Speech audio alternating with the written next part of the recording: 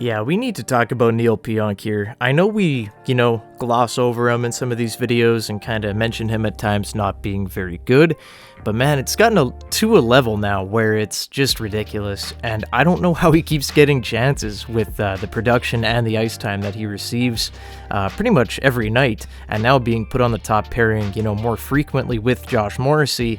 It's just been a disaster.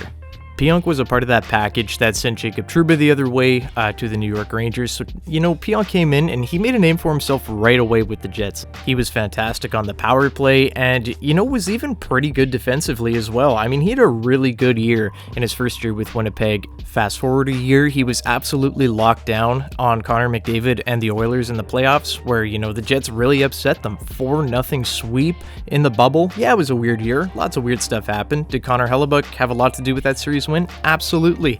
But it was unbelievable how well Neal Pionk was just totally shutting down McDavid. He was just right in his face the whole time. McDavid was frustrated, and Pionk's been known for being a pest, right? Like, that is a part of his game. And hey, I love it, but where has that been lately? The pest is there, but there is absolutely no defense out of this guy. I don't know what he's doing out there. He's just floating.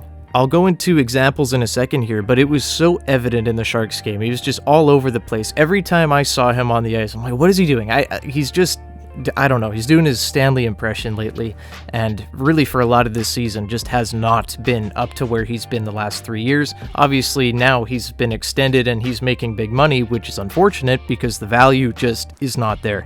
Pionk is, in a weird spot because people always think of him as an offensive defenseman, and then you don't really think about his defense, right? And I don't know if that so much contributes to the ideology that he's still a good top four defenseman when he's really just hasn't been this year. And I don't know if he's hurt. I don't know if he's having, just a bad year. Guys do have bad years, but it has been extraordinarily bad this year.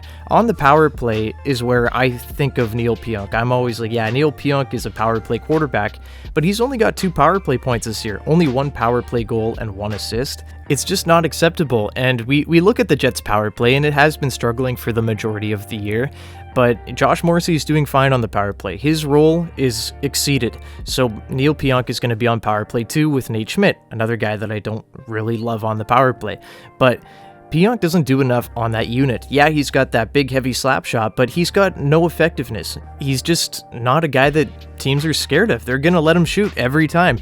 And he just, I don't know, he just doesn't shoot. He's passive. He misses, he can't receive a pass. I don't know. Just Pionk's having a really rough year this year, and it has to be talked about, and it's a little bit weird seeing the lineup now with Josh Morrissey and Neal Pionk together. I don't mind that so much if you're down 2 goals and you're trying to generate offense, but what are we doing with the defense when you're in a tie game? Just put together Morrissey and DeMello like you have been all year long. They've been fine. They've been fantastic together, and put Pionk on the second pairing or the third pairing. I don't know. It is hard to find a spot for Pionk, though, because I feel like everywhere that he goes, he has just a really rough time, and it affects the other guy. I think, him and Nate Schmidt probably had the best results together, albeit very small sample size. I think it was only 1 or 2 games, but I thought that was the best pairing because they just kind of fed off each other. They were all offense. Did the defensive zone kind of spring leaks with those two? Absolutely, but that's going to happen. I don't know. Pionk on that second pairing with Dylan, it's been rough. Dylan's played pretty well this year, all things considered. I think he's been, really covering for Pionk for a lot of the year. But I just hate the Josh Morrissey Neal Pionk pairing. If you're going to dilute someone's game, don't let it be Josh Morrissey. Put him on the third pair. Schmidt's not really a super impactful defenseman as is at this point in his career. Just put him with Schmidt. We've seen good results in the short time together. Let's just try it out. Let's put them there, and then you can do whatever you want with Morrissey, DeMello, Dylan, and, insert player here. I think Sandberg's been more than fine this year. You can say that for Kyle Capobianco as well. Do I want to see Capobianco in the top 4? Probably not, right? But what I'm saying is just put Pionk in sheltered minutes, and I think that he can be a really solid player. But playing him over 20 minutes a night with Josh Morrissey, it's not it. And we see that in the Sharks game. I was at that game live, unfortunately, but he's just floating out there. He's out of position a lot of the time, and he was a big reason for that last goal where they tied it up and, you know, sent it to overtime where he lost his man. Yeah, he was trying to create an offensive zone chance. Partially Scheifele's fault as well for being out there on a long shift and, you know, nobody covered. But Pionk is just chaos. Captain Chaos, I've called him a few times this year in my videos.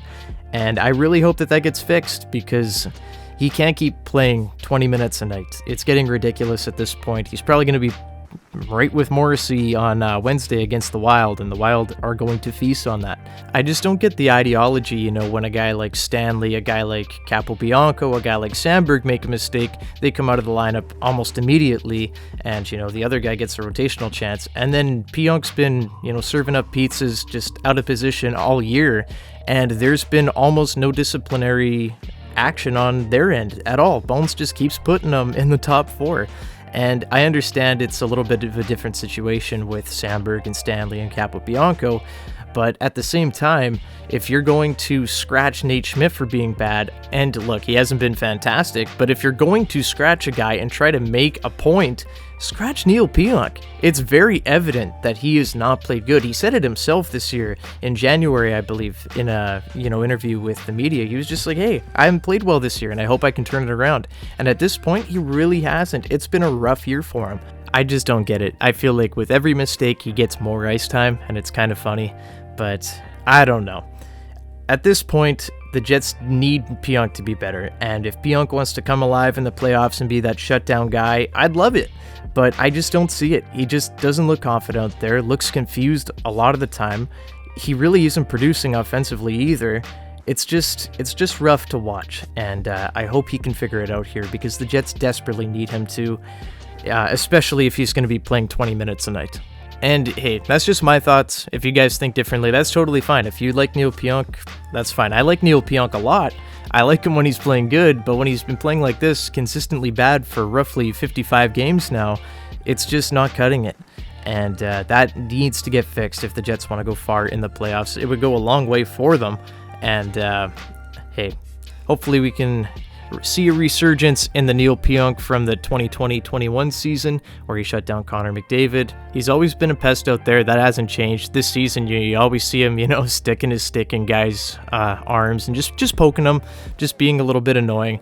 But he has to tighten up defensively. And yeah, that's where I'm at on the Neal Pionk situation. I just don't understand the ice time and, you know, being rewarded for not playing very well. But that is where I'm going to leave it today, guys. What are your thoughts on Neal Pionk this season? Are you satisfied with him? Do you think differently than I do? Or do you agree with me? Do you think that, maybe we should dial back the ice time a little bit for him, maybe try to shelter him a little bit? I'd love to hear from you guys down below. Leave a like and subscribe to the channel if you haven't already, and I will see you guys in the next one. Bye-bye.